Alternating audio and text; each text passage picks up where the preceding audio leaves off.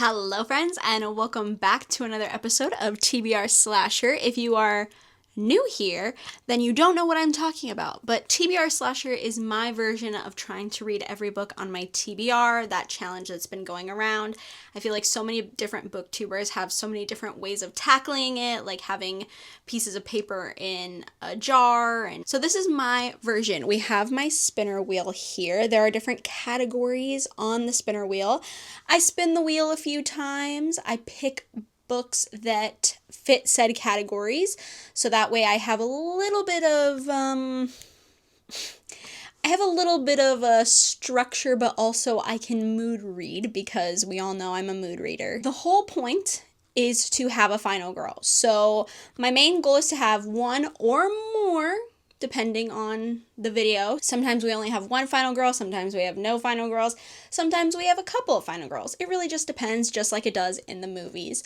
So my goal is to have a final girl, and that is a book that I rate hopefully higher than a 4-star and gets a permanent spot in my red shelves. Yeah, it's pretty simple. I feel like it's not too complicated, but someone did mention in the comments of my last TBR Slasher, and they were like, maybe your spins are so awful because it's not on a flat surface. And when I read that comment, I was like, oh my god, you're so right. I typically hold the spinner wheel so you all can see it a bit better, and there's not too many flat surfaces in this room where I can put this down because it's so tall. So for this video, I will only be spinning the wheel on a flat surface. I'm not going to hold it because I do think this is a good experiment to see if I'm the reason for my bad spins or if the wheel just actually hates me. Because I feel like we never spin some of these categories. I don't think we've ever spun romance. And the others, I think we've spun at least once, but I don't want to jinx myself because I really don't want to read romance right now. But anyways, so I'm going to see if this helps distribute the weight better of the wheel, which means that we might get different picks in this video, and hopefully it's not just landing on the same square or same triangle or whatever shape that is over and over and over again, and I just have to pick the same kind of book over and over and over again. So we're gonna test it, okay? Honestly, the commenter's probably right. I probably am making it worse for myself, and I never even realized it. So, but anyways, we're gonna spin the wheel for the first time in this vlog. See what we're starting out with. I don't know what I'm in the mood for. I feel like I've read not duds, but I feel like I haven't had anything I've really liked in a minute, so I don't really know what I want to read. I don't know what I'm feeling. So if we land on Aaron's choice, I'm screwed because I don't know what I want. Whatever. Why don't we just spin the wheel first and then I can figure out what I'm doing, but let's give it a good spin. I'm so nervous. I hate spinning this wheel so bad. And I know that sounds stupid, but I hate the mystery of it. I hate well, it could land on something you don't want to read. Like, it's so stupid to be, like, nervous, but I think that's why I just don't like I don't like it being taken out of my own hands, even though it's literally being spun by my own hands. Never mind. Let's spin the wheel.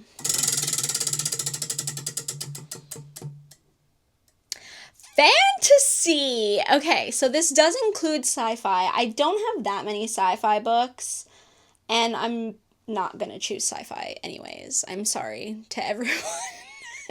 Everyone who wants me to pick sci-fi. I'm sorry, that's not, like, my favorite genre. So, fantasy. Okay, we could go a few different ways here. We could go with something that's a part of a series, like I could read the second book in the Emily Wilde series. I could read another cozy fantasy. I could read the first book in a fantasy series.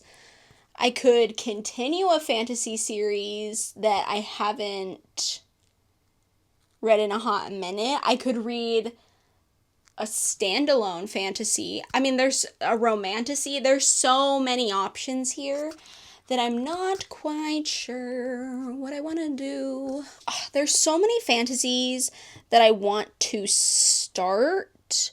Oh, this could be really cute. The field guide for the formerly villainous. I thought this looks really cute. I included it in my cozy fantasy Rex, and I think this sounds really cute.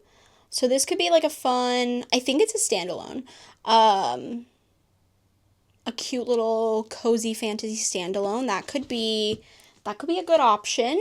I mean, if I was being really daring, I could read the 5th season by N.K. Jemisin. This is on my 26 for 2026. This is huge. And I'm scared. I've heard it's very complex, which I'm newer to fantasy, and I don't know if that's smart right now. I could go with Babel. This is also on my 26 for 2026, but it's so big. Oh my god, look at how big this is. I'm scared of it. Oh, okay, it was on fantasy. Sorry, I accidentally moved it. Oh my god. I love the Poppy War trilogy, but I'm so scared of this. We could do like a little horror fantasy. Juniper and Thorn by Ava Reed. This is a shorter book. That could be fun. You could go with T. Kingfisher, but I feel like everyone's gonna be like, Erin, you always pick up T. Kingfisher. This is the Clockwork Boys. I do have the two books, the duology. But I feel like that's like typical, you know. I just purchased This Woven Kingdom, and I've heard good things about this. I think this is like YA. Could go with the Graceless Heart by Isabel Ibanez. This one's really pretty. I don't know much about it. I think this might be like is this a romantasy?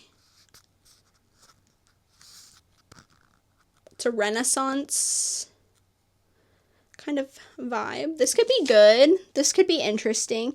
It's kind of long, but that could be kind of fun, maybe. A series I'm really excited to try is the, oh god.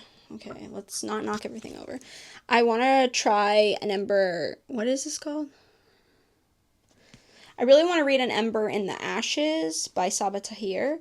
I've heard really good things about this as well. I believe this is a YA 4-book fantasy. I feel like, you know what? This is TBR Slasher, right? We're supposed to be picking books that have been on my TBR for a while. So I'm going to go with An Ember in the Ashes. This has been sitting here for a hot minute, and it's the first book in a 4-book series, I believe. So why don't I pick this up? It's YA. Hopefully it'll be a little easier for me to read than something really intense. Hopefully it's good. I've heard great things about this. So we're going to go with An Ember in the Ashes. I feel like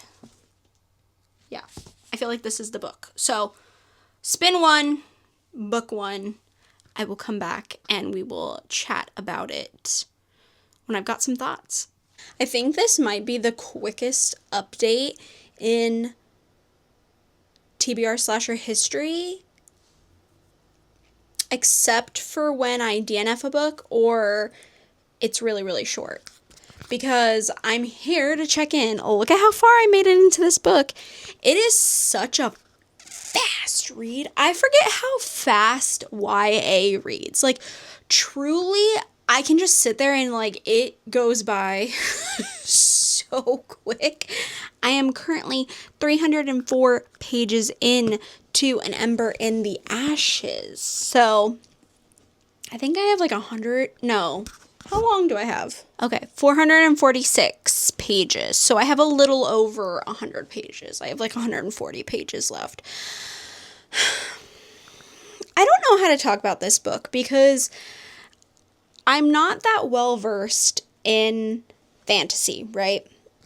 I don't have the biggest fantasy background or knowledge, and sometimes I feel like talking about fantasy, I'm out of my depth here, okay? But I also feel like I still don't fully know my likes and dislikes all the way. Like,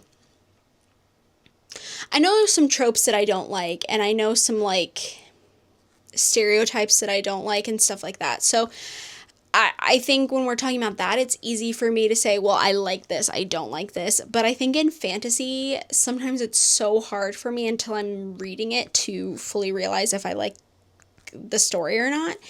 And with An Ember in the Ashes, I didn't pick this up because it sounded good. Like, I didn't even read the plot. The reason I picked it up is because Justin and I, we purchased Air by Sabaa Tahir, which I realized is, I think it's a duology. It's book one in a duology. And I realized from reviews that if you haven't read this series, there's gonna be like gaps. It's not gonna feel, I don't know, like I guess the there's like, the world is the same. I don't think it's the same characters, but the world is the same, and I think it just relates to this series. So I said, dang it, let me pick up the first book in this series to see if I want to read it, right? So I've had this on my TBR for a while, and I think I've been putting it off because it's YA, and I'm just not that into YA anymore. I'm 31 years old. I want to read about adults. I want to read about people my age, right? Okay, so all that to say, just bear in mind while I'm talking about this book, okay? I believe this book also came out in 2015, so take that into consideration too. So we have two POVs here, okay? I believe the first POV is Leia. I don't know if I'm pronouncing her name correctly. When I'm not listening to names and I'm just reading them, I'm just kind of like hoping and praying I know how to say these names. But Leia, her brother is taken into custody by the Empire, okay? And she ends up running, and she is going to get help from the Resistance to help set her brother free. But the Resistance wants something from her. They want her to infiltrate Black Cliff, which is this elite military academy, okay? And they want her to be a spy. And that's going to be the trade-off, right? You figure out, get us information, we'll save your brother. Then we have Elias. He is a top student at said military academy, okay? But he's not really into the Empire, okay? He thinks what's going on is really messed up. So yes, he's a great A+ soldier, and he's like at the top of his class, but he doesn't really want to be, okay? He doesn't want to live this life. He doesn't like what the Empire does. He doesn't want to live and die by the Empire. And he ends up getting roped up in this trial, okay? This tournament. So, I've talked about this before, but I just kind of hate tournament trial-esque plots, especially this academic kind of thing, okay? I just feel like it's very overdone. I feel like it's a big, heavy YA trope. I feel like I've read so many books that follow the same plot. Now, I love the Hunger Games. I love Battle Royale. I love that kind of thing. But I'm very, very, very particular about stories like that. And I'm very biased. The Hunger Games for me is like top tier. Okay, it's like nothing can beat it. I think it is like gold standard, that kind of fiction, okay? Like dystopian fiction. Honestly, just fiction in general, I think The Hunger Games is like gold standard. So I just have like a big problem with like reading these tournament trial style books. It's done so often. Like, I want to read something new. If I had known this book was going to follow that, I probably would not have picked it up because it's just not a storyline I care about. I feel like Leia is a very stereotypical female main character. She's always talking about how weak she is. She's like, I'm not strong like my parents or my brother. I'm weak. As she's actively doing something that is like crazy, she's literally a spy. She could be murdered at any second. And she's over here complaining about how weak she is. I'm like, girl, snap out of it. Please. She drives me insane. And I'm just not that interested in her POV chapters. I don't care for her storyline that much. I just don't have like an emotional tie to her. Elias, on the other hand, I do like. I love characters that have been raised in this setting and they struggle so hard internally with what they've been taught. I love that kind of character, and I love his internal turmoil. I find it very interesting, and I love characters like that. So his chapters I'm intrigued by.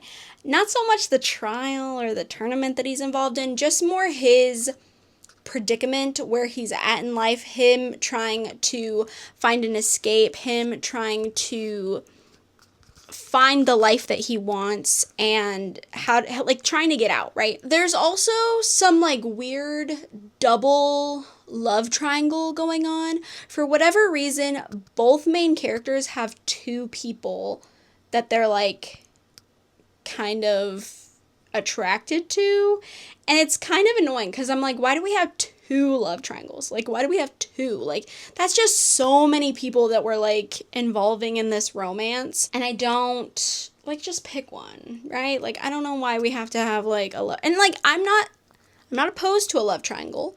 I'm just saying, why do we have to have two love triangles at once? It just feels like unnecessary, right? And I am enjoying it more now as I've gotten 300 pages in, and I'm excited to finish it. It's reading very quickly. I want to see how this turns out. Will I pick up the next book? As of right now, no. Unless the ending is like wild, crazy, mind-boggling, like knocks me off my socks. That didn't make sense. Knocks my socks off. Unless that happens, I won't pick up book 2. Because I'm just not that intrigued. Like, yes, things will be different. We won't have a tournament, I'm assuming. I would assume it's gonna finish at the end of this book. But, like, things will get different. I know that. But, like, I'm just not that immersed into the world. I feel like the world building is kind of lackluster. It's one of those, the Empire's bad. The Empire's doing bad things, but we're like only seeing it in the vicinity of this academy. We're not really seeing it outwards. We're getting like little information nuggets here and there. We saw some things with Leia's family, but I mean, I'm being told more than I'm being shown. It's not necessarily a bad thing, but for me, I'm just like, if I'm going to be immersed into this Empire rebellion kind of thing, I really need to be like in the environment, right? Like, I really need to see it. I need to see everything that the Empire is doing. I need to see how awful they are. I need to see how it's affecting everyone. And I'm not seeing that. I'm seeing it very isolated in one area, and that's not really working for me. So I don't know. Everything just feels very okay. Like, I'm not hating the book, but I'm not obsessed with the book. It's like a 3, maybe a 3.5 if I like really like the ending. But yeah, I think if I had read this when I was in high school, I mean, I wasn't in high school when this came out. It was 2015, so I was already graduated. If this had come out when I was in high school, I probably would have loved it. Like, absolutely eaten it up. But I think because I've read so many books that are similar storylines and the characters are just not as appealing to me at this age, it's not something that I would gravitate towards anymore. I don't think it's necessarily the book's fault. I think it's just what I'm looking for at this age and my reading taste. So I don't hate it. I don't think it's terrible, but I'm not like, oh my god. Okay. Oh my gosh. Okay. Letty almost just fell out of the chair. Did anyone see that? I'm not obsessed with it, so seriously? Why does she always do this when I'm filming? I'm gonna finish it, and I'll let you know if my thoughts change, how I felt about the ending, yada yada yada. But that's my update for now. Probably not a final girl, but we'll see. So I'll come back when it's finished. I did finish An Ember in the Ashes last night. I read this in one day. It was a very quick read. I stand by everything I said in the previous update. I feel like this is very predictable. I feel like it follows a lot of tropes and patterns and plot lines that I've seen before. I predicted like 90% of the things that happened. I maybe got surprised by one or two little things, but nothing major. And I feel like it just followed a very predictable path. It's not bad. I think if I had read this when I was younger, I would have absolutely devoured this and it would have been like a new favorite series. But for me at this time and what I like, I just don't think I would continue the series. I was telling Justin about this. If you don't know, Justin is my husband. I was telling him about this and he seems really interested in it. So I think I'm going to unhaul this and give it to him and let him read it for himself and see if he likes it, because he doesn't seem as bothered by the tournament trial sort of deal that I am. So I think he would have a better time with this series, and I feel like he's not as bothered by like predictable storylines as I am. So I think he'll have a better time with this. I did end up giving it a 3.25. It's like a 3-star. You know, a little higher than a 3, but not quite a 3.5. It's good. It's not amazing or great. I think this is very, very hyped, and the hype didn't pan out for me. Which means we still are looking for our final girl. So we need to spin the wheel again. Let's see. We're still trying the table situation, so...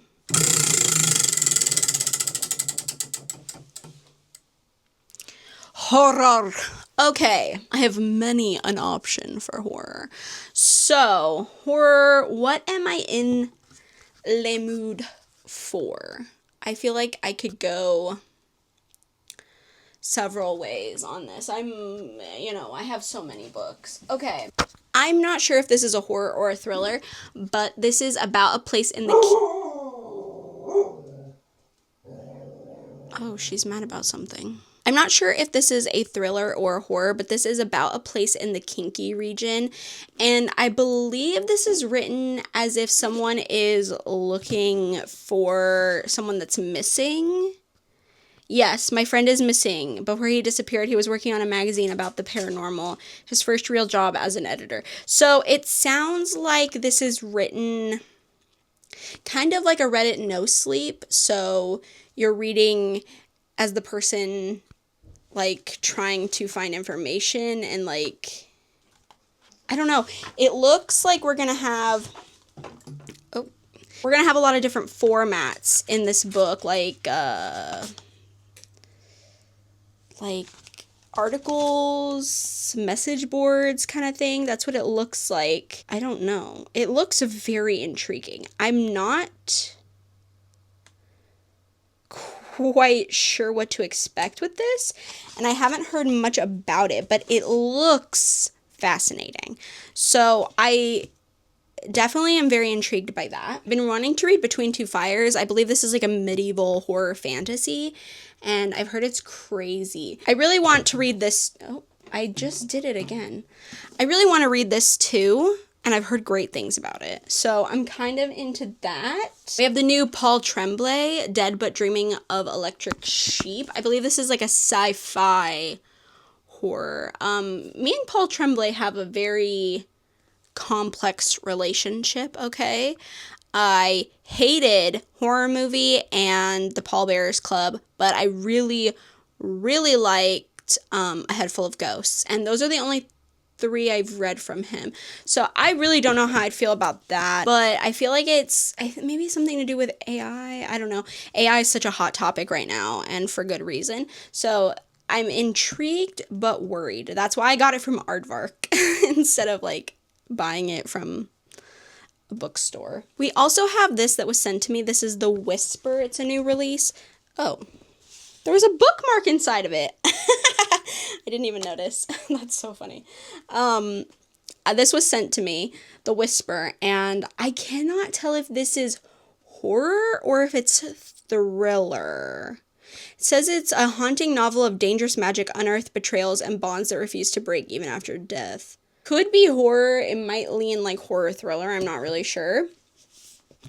I feel like those are the 4 that I am the most interested in at the moment. If I had to pick what you all want me to read, it's probably this.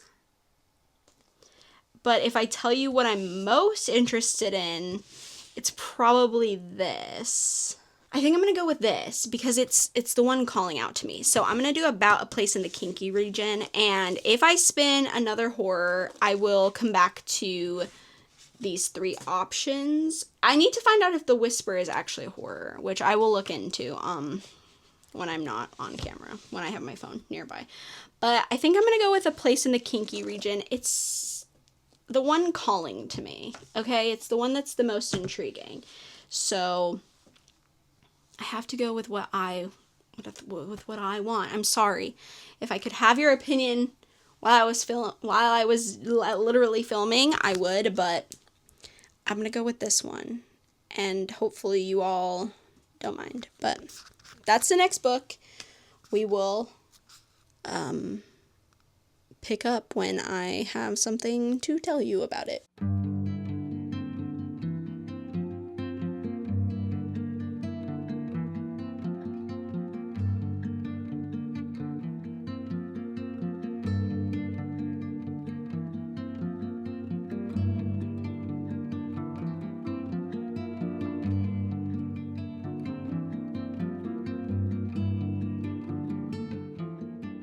This is literally such an embarrassing update. I'm halfway through About a Place in the Kinky Region, okay? Tell me why I'm actually freaking myself out. Tell me why I keep turning, like, do you see my library from back here? It's actually terrifying. I keep sitting in the living room and I'm looking around. Tell me why I'm getting freaked out. This is so embarrassing because I can't even explain why this is actually scary. Because it's not scary necessarily, but I feel very unnerved.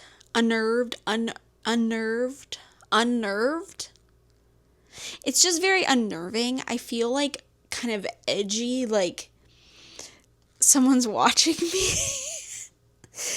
I'm home alone, which could be part of the problem. But it's like daylight. But also Letty, she keeps like barking behind me. And that's freaking me out too. Okay, I'm being so dramatic. I don't know why this is freaking me out. I don't know why, okay? So this is a very interesting story.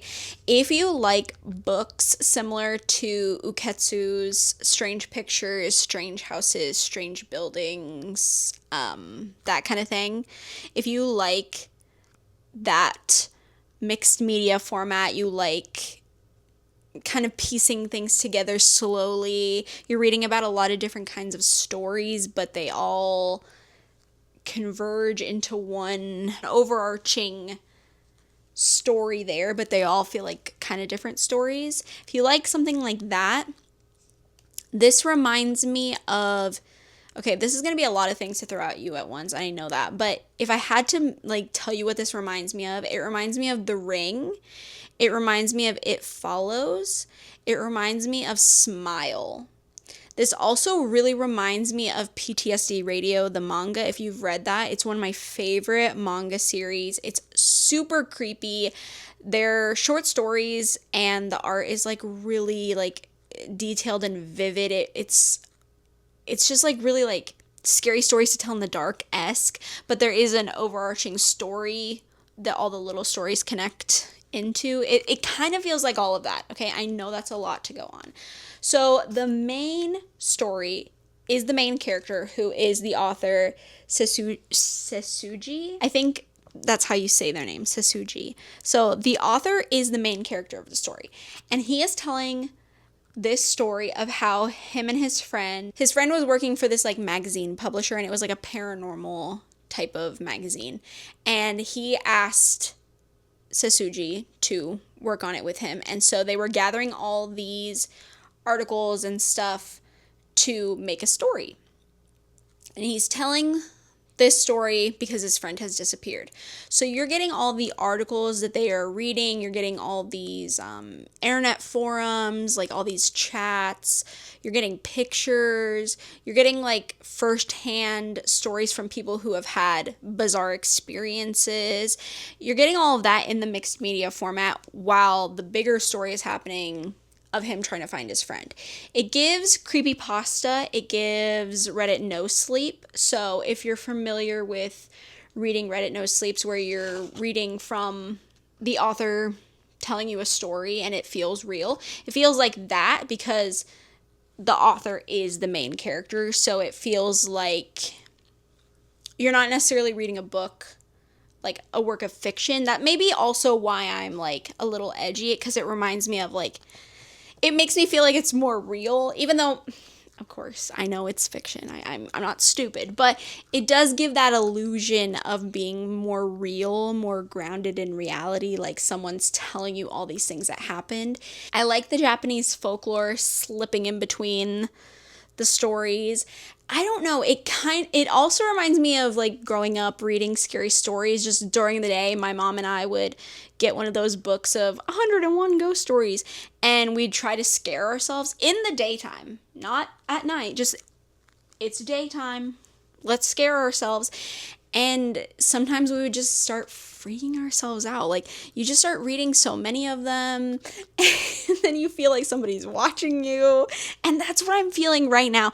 I am so edgy. Justin called me because he was at lunch, and he calls me during lunch. And I was like, dude, I'm freaking out. And he was like, why? And I was like, I don't know. Because the story's not overtly scary.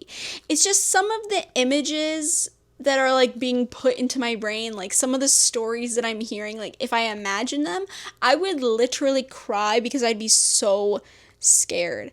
And I think it's just the way it's being told that, oh, I'm just a regular person, and I'm going through all these experiences, and I need your advice, and it just feels almost too real. And that's giving me anxiety. I don't know, but I'm actually kind of edgy. I can't lie. Also, there's no author section back here. Like, it doesn't say anything about the author. That's terrifying. Like, there's nothing about the author right here. That little flap that has the about, nothing there. But then when you go to the back of the book, let's look, okay?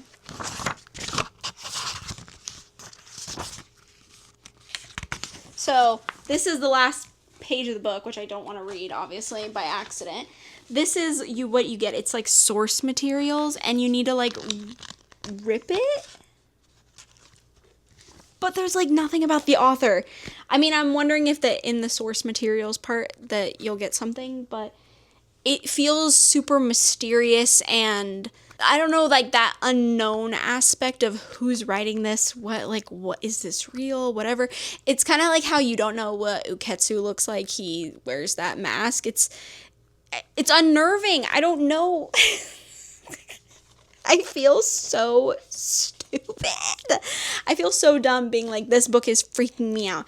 I haven't heard anyone talking about this. I don't even know how I found it. I think I was just browsing on Barnes and Noble.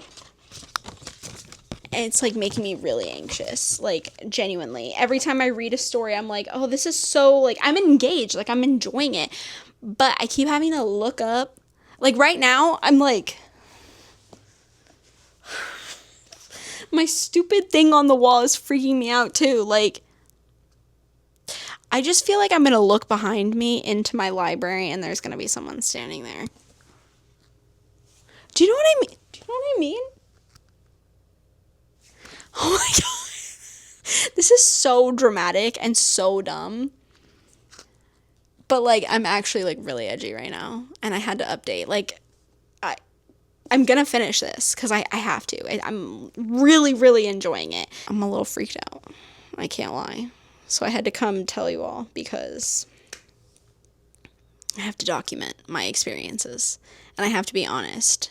And I'm a little freaked out. So anyways, I'm going to turn on more police interrogations. That's what I'm watching on YouTube, is watching people get interrogated by the police. I don't know why. It's really fascinating me at the moment.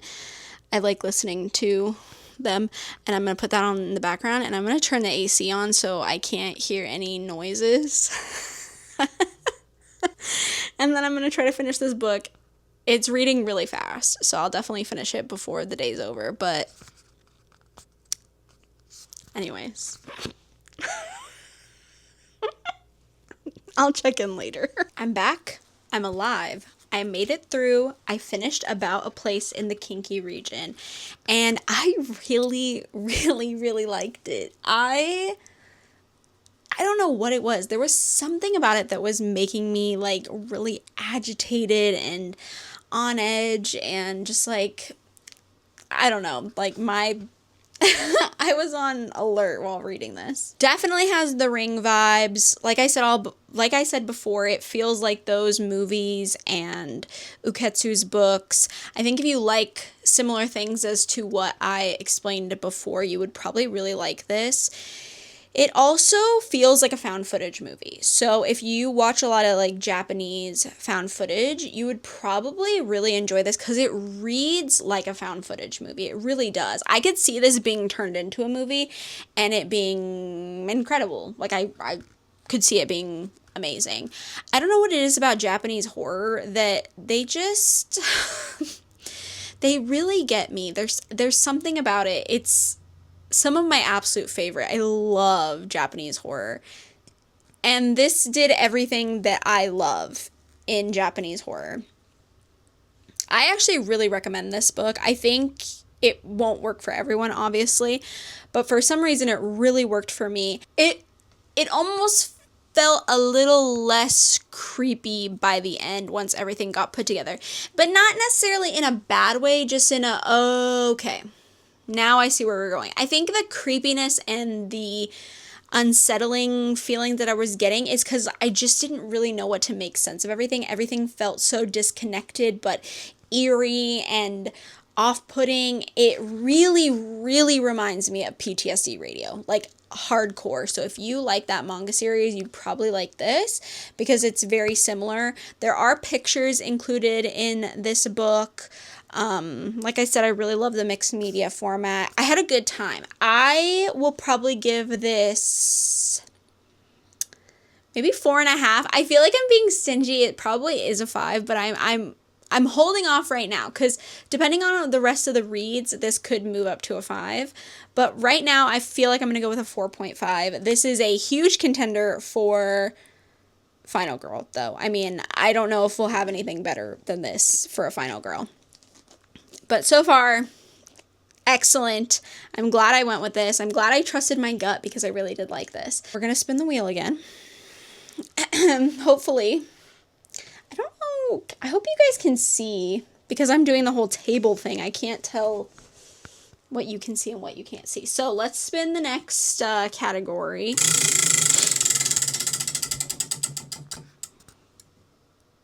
Oh, short stories. Okay.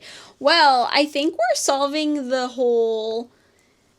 Does the table make the wheel spin better? I feel like that is accurate. Okay, short stories. It's not that I'm like not in the mood, but I'm kind of like not in the mood. Do I want to pull out every short story collection I have? Not really, but I might have to. This one's new. This is Come Sing for the Harrowing. This is folk horror, I believe. I just recently picked this one up. This could be a good contender. Night of the Living Rez by Morgan Talty. This has been on my TBR for such a long time. Oh, this is a short story collection, yes? Yes. Lesser Known Monsters of the 21st Century. I recently just picked up as well. We have Night and Day. This is also a short story collection that I got sent. Mystery Lights. This is also a short story collection that's been on my TBR for a hot minute. I have Shirley Jackson's Dark Tales. This is probably the shortest collection I have. Oh, I feel like I'm missing some. Oh, I have Let the Old Dreams Die. This is by the same author of Let the Right One In. And this also has a story with Oscar and Ellie in it from Let the Right One In, which is why I got this. But look at how big this thing is. I don't think I want to read that right now. This is like too much short story. Oh, okay. I also have Isolation horror anthology. Yeah, it says it's stories about being lost in the wilderness, alone in the dark, isolation basically. I feel like this one would be perfect for winter though. I've had it on my TBR for a while and I haven't read it. Okay, and then the last collection, I think, if I'm correct, is Ghost Summer Stories by Tananarive Due. This has also been on my TBR super long. So if we're going off of which ones have been on my TBR the longest, it's probably this one or Night of the Living Rez. I think those two are probably the oldest. See, I feel like this is... I feel like this one's smarter though because it's summertime. So it's like, and I've been putting this off. I really have. Every summer I'm like, oh, I should read this. Oh, I should read this. And then I don't. And it's summer right now. I should just do this. But I am really interested in this one. This is what TBR Slasher is all about, right? Getting my TBR down. So we're going to stop putting this off. And I'm going to read Ghost Summer Stories by Tananarive Due. So that's what I'm going to read. All right, next book. Let's go. Okay, so I finished Ghost Summer Stories and I liked it. I would say that I definitely prefer Tananarive Due's like longer work, her novels instead of her like short stories, just because from what I've read of her longer work, they focus on genres that I prefer. And this is a short story collection with so much range. I mean, we have paranormal, we have apocalyptic, we have zombies, we have like sci-fi, all kinds of things in this collection, which I think is why short story collections are so hit or miss. I always think that they're a good way to check out an author because you get to see what kind of range they have and all the styles that they can do differently. As someone who's very particular about the horror that they read, it's hard when, like, there's a whole section in here, the Carriers section right here, where all the stories are just zombie, apocalyptic, infection horror, and I basically skimmed it because I know those aren't for me. Like, I don't like those as much, so I was like, I'm not even gonna rate them. It would be detrimental to the story collection if I rated those because they would be low, because I don't care for stuff like that. So this was a little bit disappointing just because I do love Tananarive Due so much, and The Reformatory and The Good House are two of my favorite books, and they're incredible. But like something like this, I just don't think it stands out against her longer work. The first half of this was really good, but once it hit the second half, I think once we got to the carriers portion, I was just really disinterested, and I felt like it definitely flatlined after I continued on reading. I think my favorite stories were The Lake, Ghost Summer, and Lake Daughter. Those were the strongest stories in my opinion, and they were the ones that stood out the most, and I had like the strongest reaction to, so they were the best ones in my opinion. Overall, I think this is like a 3.5. It was good. It wasn't great. Nana Reeve Dew is an incredible writer, but I just don't think this showcases how good of a writer she is until you read something like The Reformatory or The Good House or The Between. But like this, I feel like yeah, you can tell she's a strong writer, but the stories themselves aren't as punchy. They just aren't as memorable, I guess. So, I mean, that's kind of what you get with a short story collection. So, I'm not super mad about it, but definitely not our final girl, sadly. So we will be moving on, which means it's time to spin the wheel. Okay, let's take a spin and see what we get.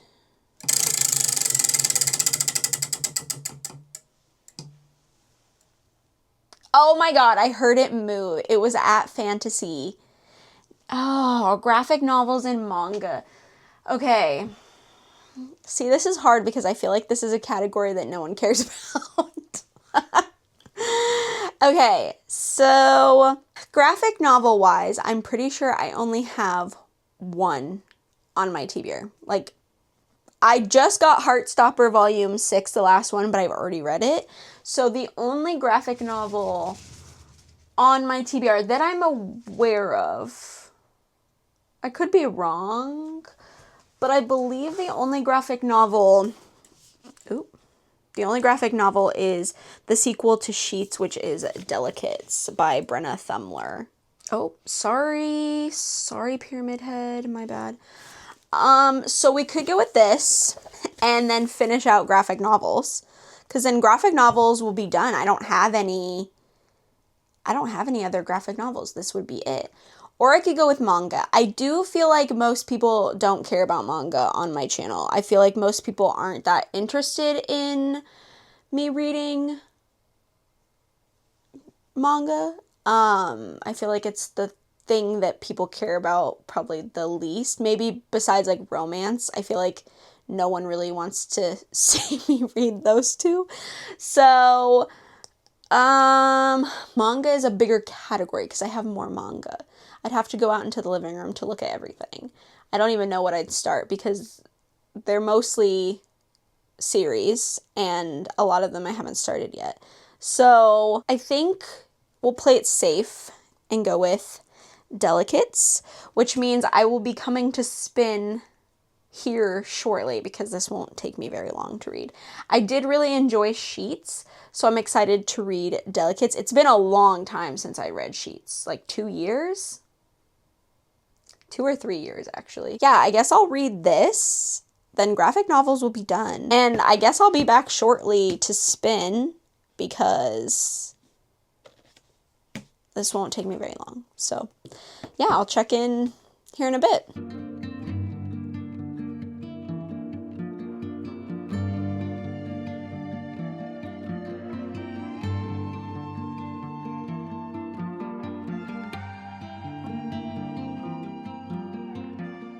So, I've officially finished all my graphic novels on my TBR. I feel like that means for the TBR wheel, I need to move this, well, I feel like I need to rearrange this square now and write manga/graphic novels. So I feel like that's not really a category we can been 4 now.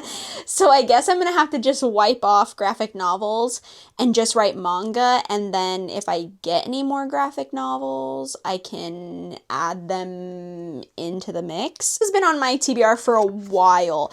I did end up looking up, I read Sheets in 2023. So it's been 3 years since I read it.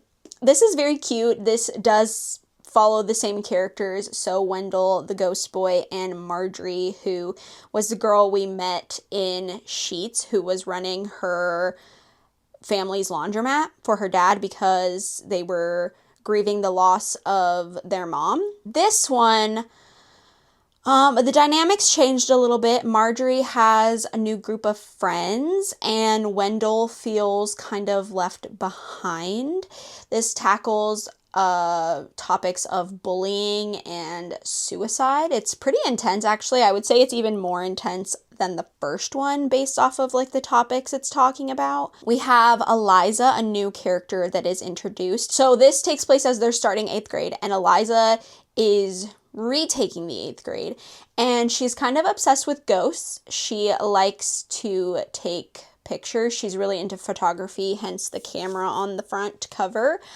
And she is trying to document like ghosts. She wants to catch one on camera. People think Eliza is weird because she's different and she likes different things, and people don't like when people are different. So this is it was pretty intense because Marjorie has to make some,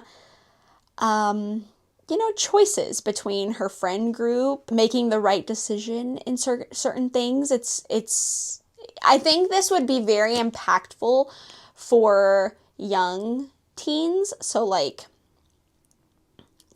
maybe 11 to like 15-year-olds, I feel like would really get something from this, because it's that time when you get peer pressured and you're trying to fit in and you're trying to be liked by people. So you might make decisions that aren't necessarily the best because you want people to like you and you don't want to stand out, at least not in a bad way. But what makes you you is something to be celebrated. And honestly, Eliza is a cool ass kid.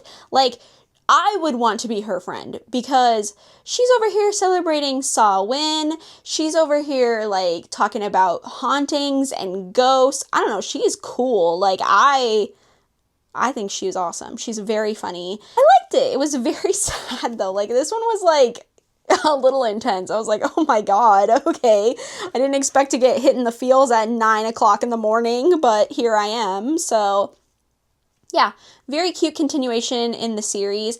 I'll probably check out number 3. I don't know anytime soon because it's not super high on my list to check out. I just have other things that I would rather read right now. But I would definitely read number 3 because I think this series is really cute. I like Wendell. And I love the art. The art is so pretty. I love the colors. They're so bright, but it's also super muted. And I love the way Brenna Thumler does outside scenery. I did a few clips so you could see some art. Nothing, I don't want to give anything away of the plot, but just so you could see some of the artwork. It's a very pretty art style. So yeah, this was a good time. I would probably give it 4 stars, so it's definitely a contender to be a final girl. But that is book number, how many have we read? 1, 2, 3, this is 4? Oh my gosh. Okay, we're already on our 5th book. We might be able to get to 6 books depending on how short this next book is, which would be great because I think we've only ever done 5 books in these vlogs, but reading a 6th would be sick. So let's spin again and we'll see what we land on. We've gotten a different category for each spin, so I do think that sitting at this table is the best option, although I will say that it doesn't give much variety in terms of clips. I just keep swapping sides of my desk. Oh, okay. I just keep swapping sides of my desk because there's stuff everywhere, so. Anyways, okay, shut up. We're gonna spin.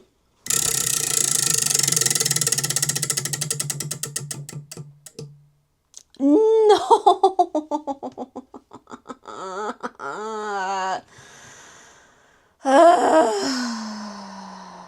Can you see that?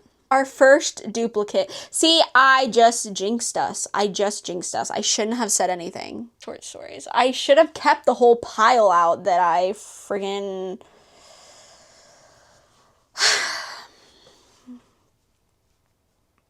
I'm not excited. I just read short stories. I don't really want to read more. I'm gonna be honest. I'm really not feeling it. I mean, I could spin again, but that would be cheating. I should pick Night of the Living Res because I think this is the second longest. The one that's been on my TBR the second longest is what I'm trying to say. Wow. Because I think Ghost Summer was the longest, and then this is the second longest. So I should pick this. 278. Okay, that's not that bad. You know what? Okay. This is what TBR Slasher is all about.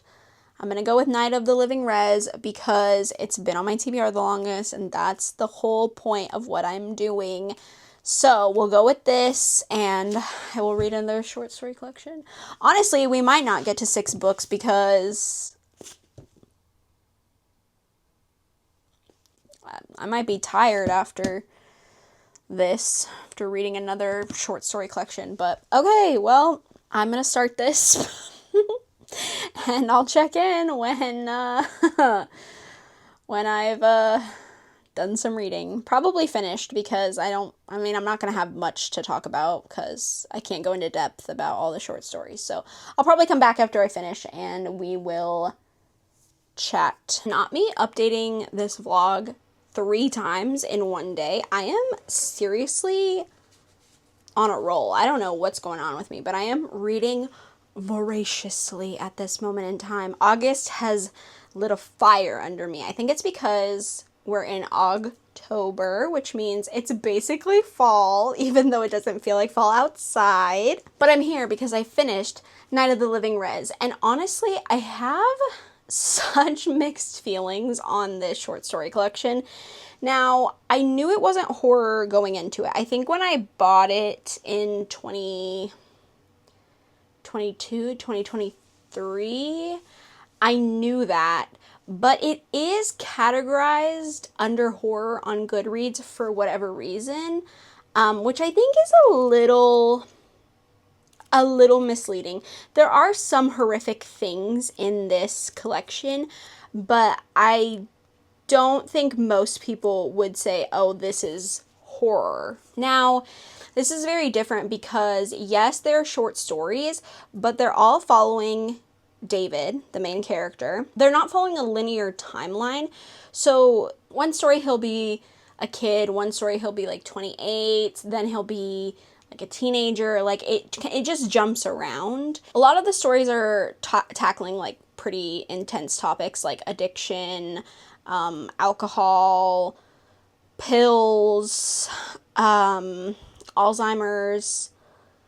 I mean, there's like a lot. There's you get to see David's relationship with his mom, a little bit of his dad, his mom's relationship with her boyfriend, his relationship with his grandmother and his sister, his relationship with his friends, and it's just documenting his life growing up on the reservation. It's hard because I liked the way this was set up because I thought it was interesting. I liked that it felt more like you were reading a novel that just didn't have a linear timeline, more than it felt like reading a short story collection, which I think helped because I didn't really feel like reading a short story collection. I think a lot of people might like that a little bit better, especially people who don't tend to gravitate towards short story collections because they just don't like reading one story and then it jumps to a different kind of story and a different genre and whatever. This feels very cohesive in that sense. Some of the stories were more just like coming of age, his life on the reservation, his friends, and like they didn't feel like they had substance to them except for just like the coming of age aspect, which if that's something you like to read, I think you'd really like this. That's not really what I'm looking for, especially a coming of age story about like a boy or a young guy. Like I just don't like those kinds of coming of age stories because I can't relate to being a guy. So like some of the humor I feel like I just don't get. Oh, this also has the R slur used, and also some words that are insensitive towards people with disabilities. It was just like a few times, and I was like, this was written in 2022, like why are we still using that? That was a little irritating. But I am someone who's just really sensitive to certain words being used. Like I do think language plays a big aspect in telling a story, so I understand why authors use certain words to communicate certain things, but I do feel like some words are unnecessary in terms of writing stories like this. I just don't think that they're needed, and in this case it felt like it was not needed, in my personal opinion. I don't know. I have mixed feelings about it. I kind of wish it had just been horror, I'm going to be honest, but that is the genre that I gravitate towards the most.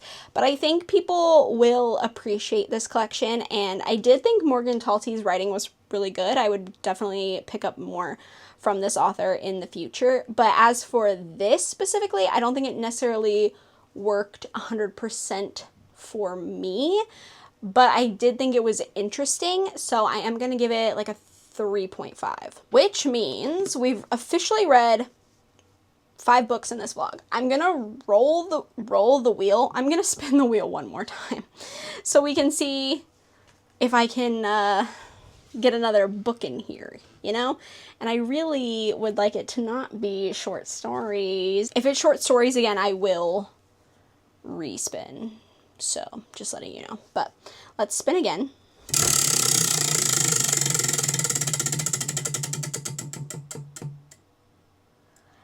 Fantasy. Okay. So, I think what I'm going to do for this one, because it is our last book of the vlog, and I do want to read something kind of short, and I want to go something kind of like lighthearted, just because I feel like I've been reading a lot of intense books, and I want to end on a good note. I think I'm going to go with A Fellowship of Bakers and Magic by J. Penner. I was going to read this for Kayla's Buzzwordathon here on YouTube Books and Lala. If you don't know who I'm talking about, I'm sure you know who I'm talking about. But I was going to use this for the title prompt for this month, which was like groups or clubs and groups. Okay, so I feel like this fits in because it's a fellowship, and a fellowship is a group. So I'm gonna go with this, and hopefully it's cute. I believe this is the first book in a 4-book series, so I'm going to go and try this out. So this will be our last book of the vlog, and I will hopefully have an update for you all here soon, maybe tomorrow. It'll be like 2 seconds in video world, but tomorrow in my world. So I will check in then. We've done it, friends. We have officially read 6 books for this TBR Slasher episode. This is episode 9, so that means, I think it's episode 9, which means episode 10 needs to be like mind-boggling. But we're ending on a very positive note because, look, I'm gonna be the first to say it. I love cozy fantasy. I know so many people hate it. I know so many people are tired because they're repetitive. But really, for me, cozy fantasy is like the best relaxation for my brain. I truly think if I could live in any type of book, I would choose a cozy fantasy, because the like warmth and the love and the friendship, it's so sweet and beautiful. And yes, a lot of things are predictable. Yes, a lot of things, they're very similar. I think that can be said for a lot of book types, like I read a lot of thrillers that are the same, But there's something about cozy fantasy. Like, I think I need to live in a world where I can eat a box of cookies and no one's going to judge me for it, okay? And it's just normal. I want to live in a world where I can be friends with dwarfs and orcs and elves and anybody else that exists in these worlds. Like, I just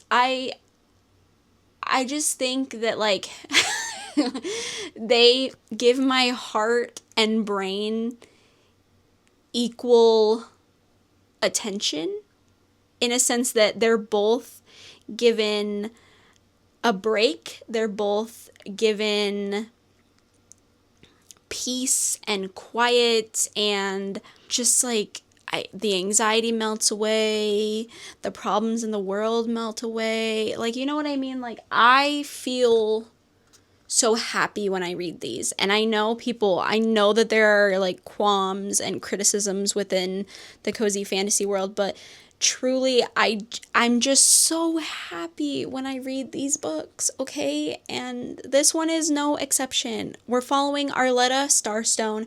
She is a baker. She lives in this small village, and she is a magicless human, and she definitely sees how she is treated differently than magic people in her town and just in this world, right? Magicless people are not, they're just not level. They're the bottom of the hierarchy. And her parents died when she was 16, and she is kind of like adopted by the orcs that live next door. These two men, they are married, and they just like kind of take care of her, watch out for her, and they're her biggest fans, right?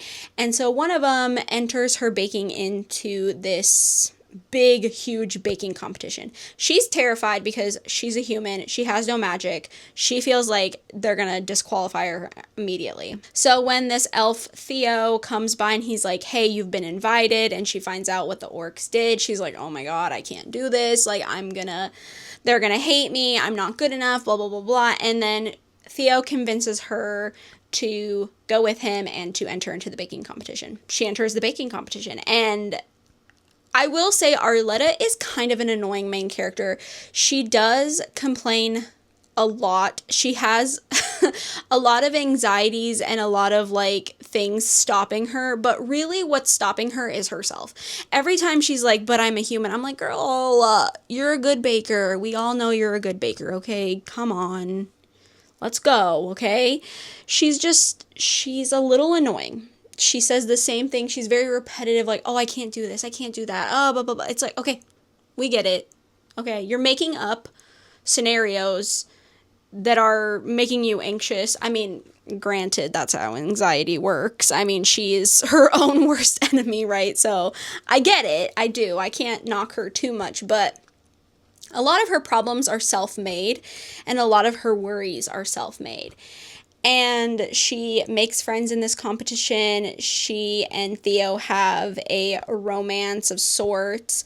Theo and her romance, it's kind of insta-lovey. This is a very short book, so you can definitely tell that the romance is like a little rushed. But Theo, the man elf that he is, oh my god, I love him. I love him so much. Theo, I love him. He's so cute. I love him. I enjoyed the romance. I enjoyed the baking competition. I love any cozy fantasy with baking. I love baking in real life. So books that center around baking, especially cozy fantasy, they just add a layer of cozy and warmth, and I just am like drawn to them. So I knew I was gonna like this. I mean, I had pretty high expectations that I was gonna enjoy this. And the only downfall really is Arletta. She just is like a little bit annoying, like till the end. She's just like, you want to shake her a little bit. You're like, girl, you're your biggest obstacle here.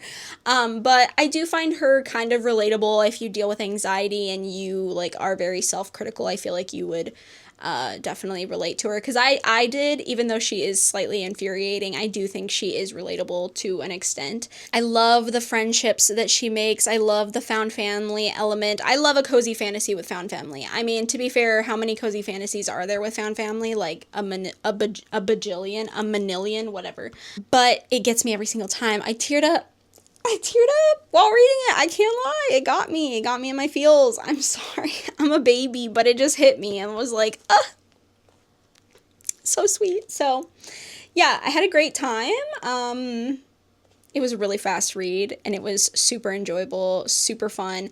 I'd probably give this a 4.5, which means we have officially 3 final girls that are making it through in this video, which is kind of insane, to be honest. We have a Fellowship of Bakers and Magic, About a Place in the Kinky Region, and Delicates. Now, if I had to say which one was my favorite out of all of them, I would probably say About a Place in the Kinky Region. About a Place in the Kinky Region, just because this was the most surprising, and I do think I will bump this up to a 5-star because I had such a good time reading it, and it was like everything I wanted. But then, you know, they all are going to make it and will have permanent places in my collection.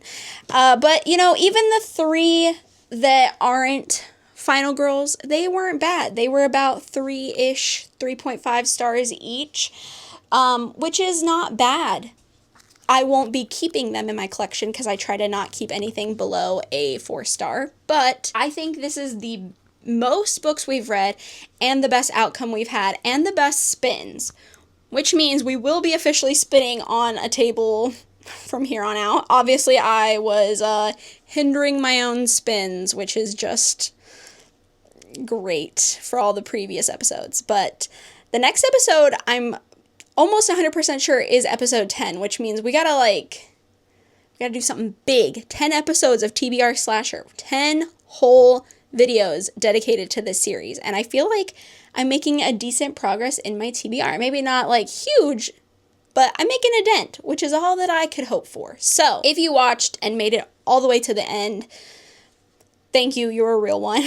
Don't forget to like, subscribe, hype the video, yada, yada, yada. It helps me out. Make sure I know you guys like the series, you like my content, that kind of thing. Let me know in the comments if you have any thoughts on the books, my ratings, my thoughts. Yeah. If you have any thoughts about what we should do for the 10th episode of TBR Slasher, also let me know your ideas. And with that being said, I hope you're having a great day, night, morning, afternoon, wherever you are, and I will see you in my next video. Bye!